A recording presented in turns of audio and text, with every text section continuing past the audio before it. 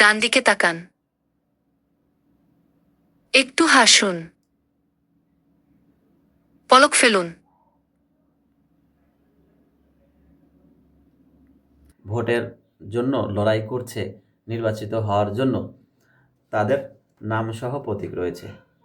এখানে নাম, প্রতীক, কিছু বৃত্ত রয়েছে পাশে। এই বৃত্তের মধ্যে আপনি কি করতে পারেন? ক্রস চিহ্ন অথবা টিক চিহ্ন দিয়ে আপনি আপনার ভোটটি প্রদান করবেন। মনে রাখবেন, আপনি এই যে নাম সহ প্রতীক রয়েছে এখানে একটি মাত্রই ভোট প্রয়োগ করতে পারবেন। সবার প্রথমে আমি আপনাদের যে বিষয়টি শেয়ার করব সেটা হচ্ছে এই যে আপনারা খাম দেখতে পাচ্ছেন, এই খামের উপরে নিচে কি রয়েছে সেটা দেখাবো। আপনারা লক্ষ্য রাখুন, এখানে লেখা রয়েছে ফরম ক, একটি ফরম নাম্বার, প্রেরক নির্বাচন কমিশন থেকে এসেছে ঠিকানা। এখানে রয়েছে কিউআর কোড, যেটা আপনাকে অ্যাপসের মাধ্যমে স্ক্যান করতে হবে। নির্বাচন কমিশনের লোগো, নির্বাচন অগ্রাধিকার বাংলাদেশ নির্বাচন কমিশন, প্রাপক আপনি নিজে। এখানে দেওয়া হয়েছে কিছু বারকোড, বারকোড নাম্বার, ডাক মাশুল পরিশোধিত।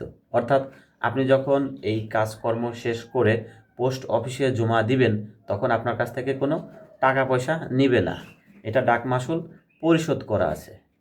এটা হলো এই খামের প্রথম অংশের কিছু তথ্য।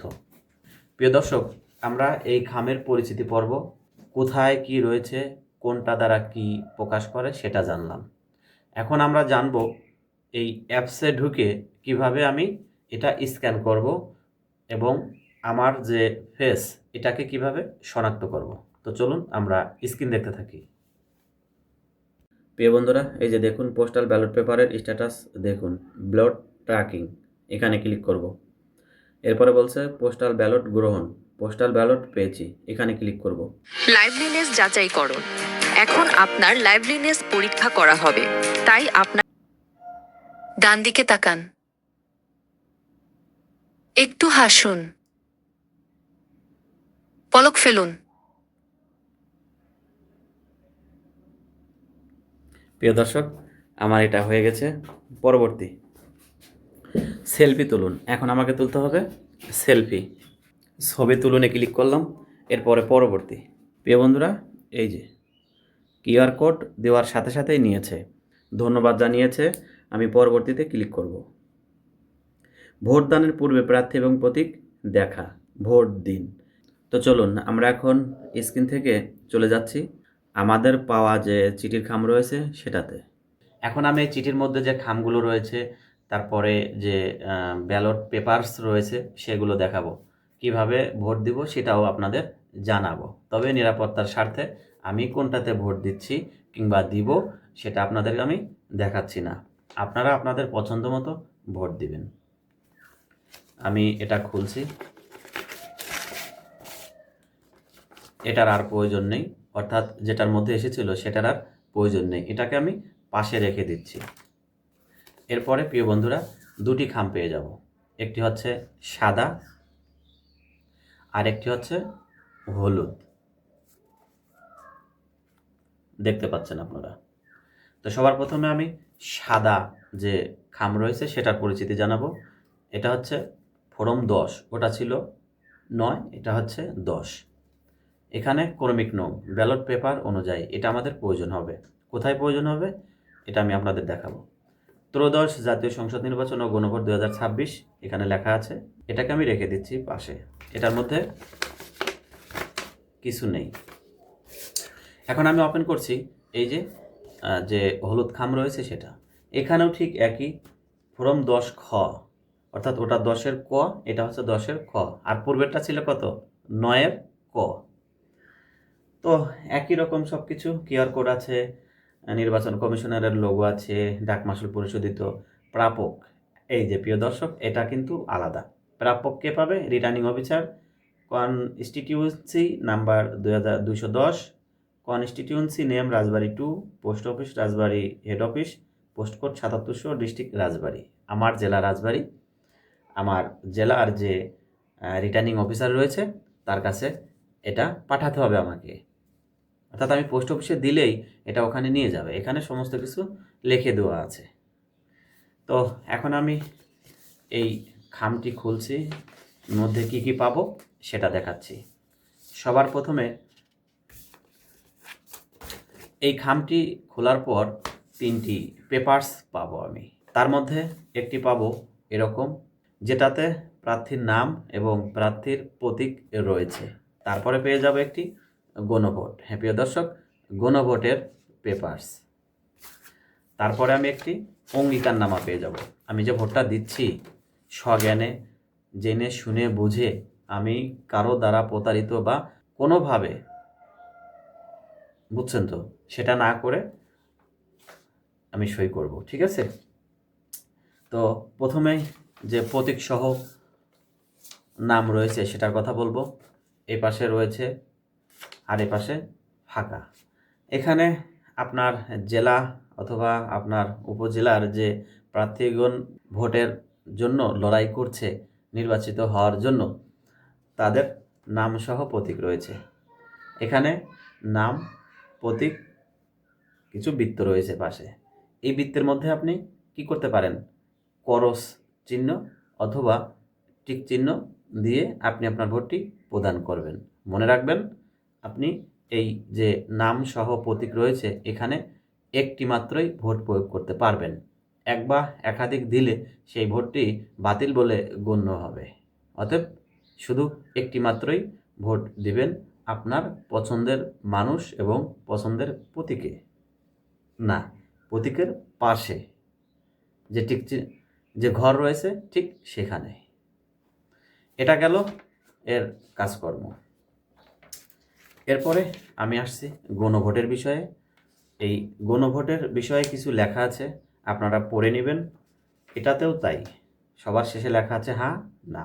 আপনি যদি হাতে ভোট দিতে চান, এখানের বক্স দেওয়া আছে ফাঁকা ঘর, করস অথবা টিক চিহ্ন দিয়ে এটা প্রকাশ করতে পারবেন। নারও ক্ষেত্রে তাই, পাশে বক্স রয়েছে, করস অথবা টিক চিহ্ন দিয়ে আপনি আপনার ভোটটি প্রয়োগ করতে পারবেন।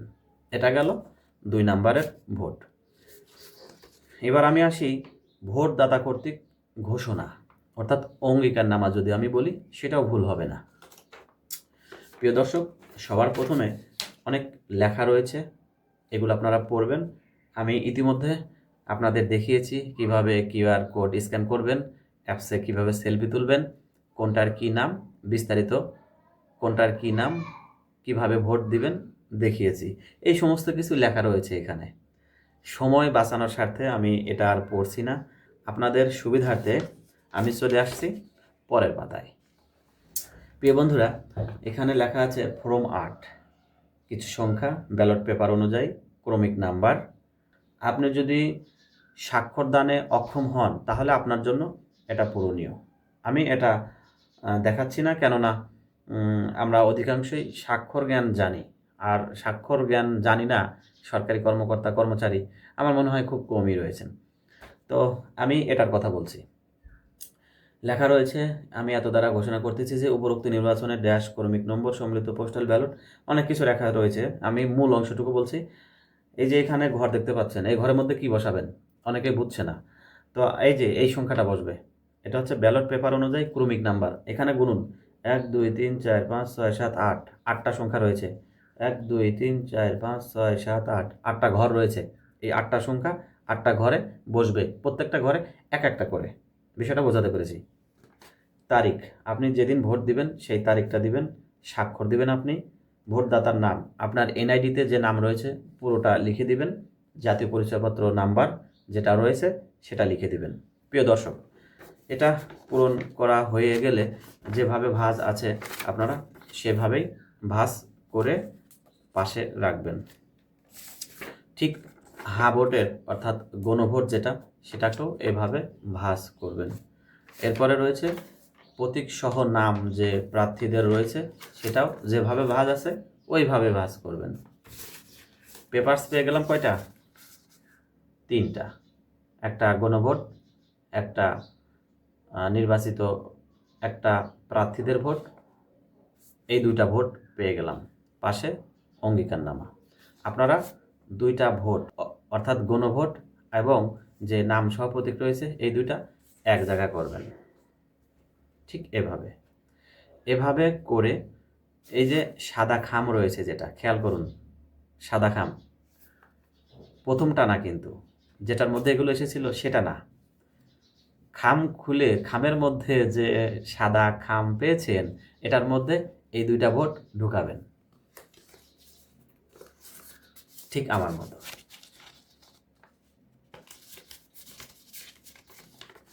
এভাবে ঢুকিয়ে দেওয়ার পর এখানে লক্ষ্য রাখুন আটা রয়েছে, অর্থাৎ টেপ। আপনারা কি করবেন, এই টেপটা খুলে ফেলবেন। খুলে ফেলানোর পর এটা এখানে লাগিয়ে দিবেন। এখন এটাকে কি করবেন, এই যে অঙ্গীকারনামা, এটা এই হলুদ খামের মধ্যে দিবেন। হলুদ খামের মধ্যে এটা দেওয়ার পরে এই যে সাদা যে খাম, এটাও এই হলুদ খামের মধ্যে দিবেন। দেওয়ার পরে এখানে যে আটা রয়েছে এটাও খুলে এভাবে লাগিয়ে দিবেন। এরপরে আপনার নিকটস্থ যে পোস্ট অফিস রয়েছে সেখানে এটা জমা দিবেন। ব্যাস, হয়ে গেল আপনার পোস্টাল ভোট দেওয়ার কার্যক্রম। প্রিয় বন্ধুরা, ভিডিওটি যদি ভালো লেগে থাকে, যদি সামান্যতম উপকৃত হয়ে থাকেন, তাহলে অবশ্যই আমার এই চ্যানেলটি সাবস্ক্রাইব করে দিবেন। সেই সাথে এরকম নিয়মিত ভিডিও দেখতে চাইলে প্রতিনিয়ত চোখ রাখুন STM tech Bangla, travel to I, piece of রিপোর্টে। ধন্যবাদ সবাইকে।